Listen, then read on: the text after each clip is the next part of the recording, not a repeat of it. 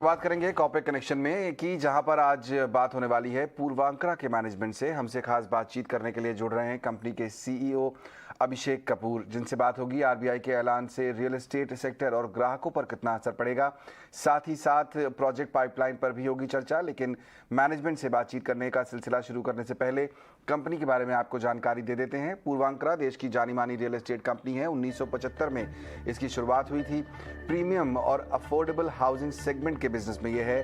बेंगलुरु, हैदराबाद, चेन्नई, कोची, कोयम्बटूर, मंगलुरु, कोलकाता, मुंबई, पुणे और गोवा ये कुछ बड़े मार्केट्स हैं जहां पर इनकी मौजूदगी है। श्रीलंका और जीसीसी देशों में भी इनका कारोबार है। अब तक ये 21 मिलियन वर्ग फुट के प्रोजेक्ट पूरे कर चुके हैं।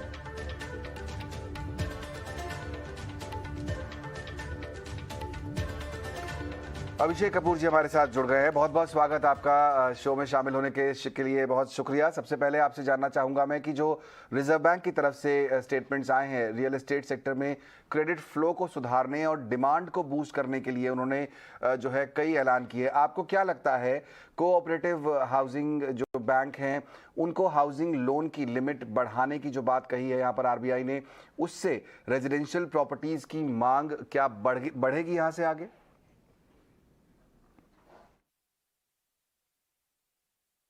देखिए, दो चीजें हैं इसमें। एक तो ये है कि जो कोऑपरेटिव बैंक्स की पॉलिसी निकाली गई है उससे होम लोन्स में इजियर होएगा और ज़्यादा अवेलेबिलिटी होगी, कस्टमर के लिए ऑप्शंस होंगे, तो उससे एक डेफिनेटली एक काफ़ी एडवांटेज है मार्केट को और कस्टमर। दूसरा, ये जो पॉलिसी में चेंज आया है, बदलाव आया है इंटरेस्ट रेट बढ़ाने का, वो मेरे हिसाब से इनपुट कॉस्ट को थोड़ा कंट्रोल में लाने के लिए और इन्फ्लेशन को कंट्रोल में लाने के लिए किया गया है। देखिए, गवर्नमेंट की पॉलिसी जितनी भी है आप आज देखेंगे ओवरऑल बेसिस पे, तो वो सारी की सारी इकोनॉमी को ध्यान रखते हुए, मद्देनजर रखते हुए बनाई जा रही है ताकि इकोनॉमिक ग्रोथ किसी भी तरीके से कॉम्प्रोमाइज नहीं होनी चाहिए। आज हम एक रिकवरी मोड में हैं और गवर्नमेंट का एक्सपेंडिचर आप देखिए, प्लानिंग देखिए, आज आप एम्प्लॉयमेंट जनरेशन देखिए, ओवरऑल पॉलिसी फ्रेमवर्क में प्राइवेट इन्वेस्टमेंट शुरू हो चुका है, एम्प्लॉयमेंट जनरेशन सर्विस सेक्टर में हो रहा है, वेयर हाउसिंग में हो रहा है, मैन्युफैक्चरिंग में हो रहा है, गवर्नमेंट स्पेंडिंग बढ़ रही है, इनकम बढ़ रही है। तो overall I think economic growth positive है और आउटलुक मेरे हिसाब से पॉजिटिव रहेगा। जहां तक ये इंटरेस्ट का सवाल है वो इन्फ्लेशन को लेकर के और इनपुट प्राइसेस को कंट्रोल में लाने के लिए है। और आप देखिए फ्यूल कॉस्ट भी अब गवर्नमेंट ने एक करेक्शन किया था टैक्सेशन में, तो उस पॉलिसी से भी ओवरऑल इन्फ्लेशन पे फर्क पड़ेगा। तो आई थिंक ओवरऑल इकोनॉमी के लिए अच्छा है और ये जो कोऑपरेटिव बैंक वाला पॉलिसी है इससे कस्टमर के लिए और एडवांटेज रहेगा, ऑप्शंस रहेगा। करेक्ट। यहाँ पर आरबीआई ने रूरल कोऑपरेटिव बैंक से कमर्शियल रियल एस्टेट प्रोजेक्ट के लिए भी जो वो लोग फंडिंग करते हैं उसकी भी लिमिट बढ़ा दी है। क्या आपको लगता है कि कमर्शियल रियल एस्टेट सेक्टर को इससे फायदा होगा? क्योंकि हम देख रहे हैं कि पैंडेमिक के बाद से या ये डिमांड काफी ज्यादा बढ़ी है।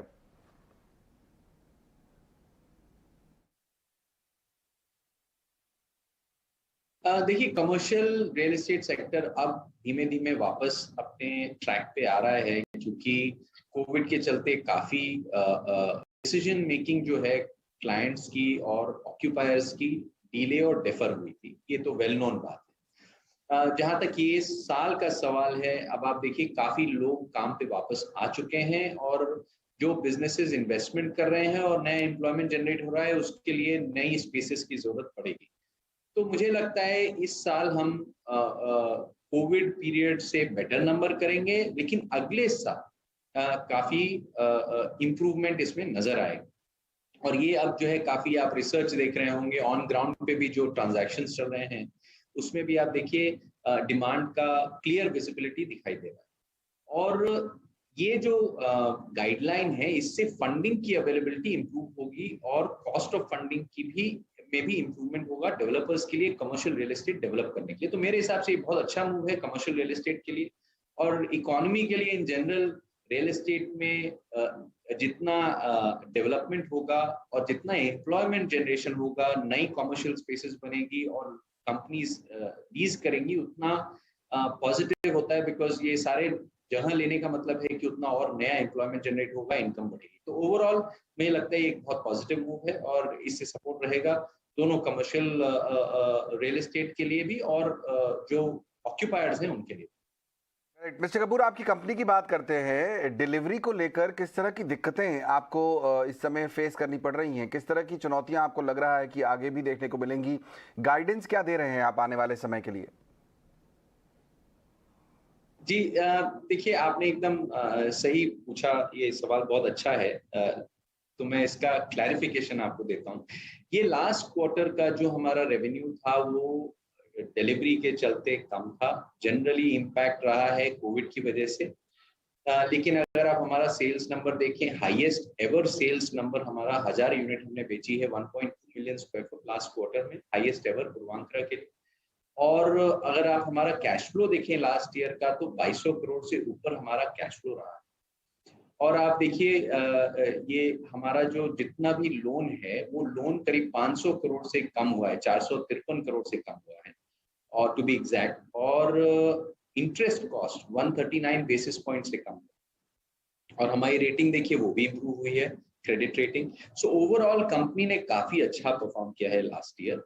लेकिन जो रेवेन्यू रिकग्निशन के अकाउंटिंग पॉलिसी है उसके चलते जितना हम पोजेशन दे पाते हैं, जितना हम डिलीवरी कर पाते हैं, उस पर डिपेंड करता है हम क्या रेवेन्यू रिकग्निशन करते हैं। तो हम लास्ट क्वार्टर को एक्चुअली काफी पॉजिटिव क्वार्टर रहा है सेल्स वगैरह को लेकर के, ऑपरेशंस को लेकर के। इनफैक्ट आप देखिए हमारा construction burn rate highest ever रहा लास्ट क्वार्टर में। इसका मतलब ये है कि आप अब डिलीवरी के ऊपर काफी फोकस्ड हैं और जितना कैश फ्लो आ रहा है आप और कंस्ट्रक्शन कर रहे हैं, जिससे overall cash flow further improve होता दिखाई देगा। सो जहां तक परफॉर्मेंस का सवाल है, परफॉर्मेंस बहुत अच्छा रहा है लास्ट क्वार्टर में। जहां तक डिलीवरी का सवाल है, यस थोड़ी वीकनेस थी, बिकॉज जो हमारा कोविड का इम्पैक्ट है और हमारे बिजनेस में नॉर्मली यही होता है, किसी भी चीज का इम्पैक्ट स्पेशली डिलीवरी वगैरह में 6 महीना 9 महीना साल भर के बाद दिखाई देता है। और वो इम्पैक्ट अभी हमको दिखाई दे रहा है हमारे बिजनेस पे। लेकिन अगले साल जो कि ये फाइनेंशियल ईयर है, हम हमारी डिलीवरी काफी अच्छी रहेगी, स्पेशली थर्ड और फोर्थ क्वार्टर की तरफ, क्योंकि उस तरफ हमको विजिबिलिटी दिखाई दे रही है डिलीवरी की। सो इस साल इम्प्रूवमेंट काफी नजर आएगा जहां तक डिलीवरी का सवाल। डिलीवरी के फ्रंट पर इम्प्रूवमेंट दिखाई देगा, ये बहुत अच्छी बात है। एक आखिरी सवाल पूछूंगा मिस्टर कपूर, इस साल और अगले साल आप जो नए लॉन्चेस करने वाले हैं उनके बारे में अगर कुछ जानकारी दें, क्या क्या कुछ पाइपलाइन में है, कितनी रेवेन्यू बढ़ने की उम्मीद है? देखिए इस साल हमारा 16 मिलियन स्क्वायर फुट का लॉन्च पाइपलाइन है।